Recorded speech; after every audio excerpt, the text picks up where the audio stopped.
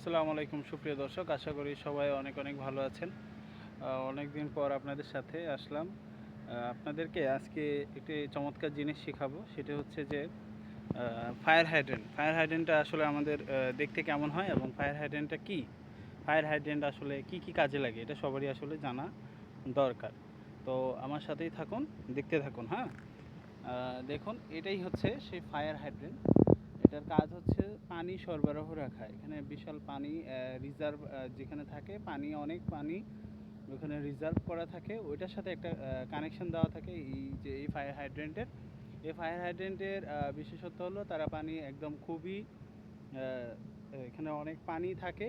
আমরা এটার সাথে হোস পাইপ, যেটাকে বলে ফায়ার হোস পাইপ, আমরা কানেকশন দিয়ে যেখানে পানি প্রয়োজন খুবই অতি সহজে এবং খুবই তাড়াতাড়ি আমরা সেখানে পানির লাইন দিয়ে দিতে পারি এবং আগুনও নিভাতে পারি।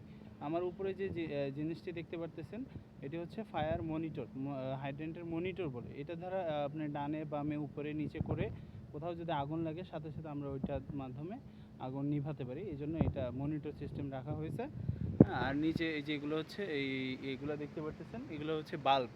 হ্যাঁ, এটা দ্বারা পানি বন্ধ করা খোলা এটা করা হয়। এই পাশেও দেখতে পাচ্ছেন, এটাও একটি বাল্ব এরকম থাকে। আর নিচে একটা দেখা যাচ্ছে, এখানে মাপগুলো বলে দিই। এটা একটা হচ্ছে 2.5 ইঞ্চি, যারা ফায়ার নিয়ে কাজ করেন তারা আপনারা সবাই বলতে পারেন এটা হচ্ছে 2.5 ইঞ্চি লাইন কাপলিং। আর এটা হচ্ছে 4 ইঞ্চি।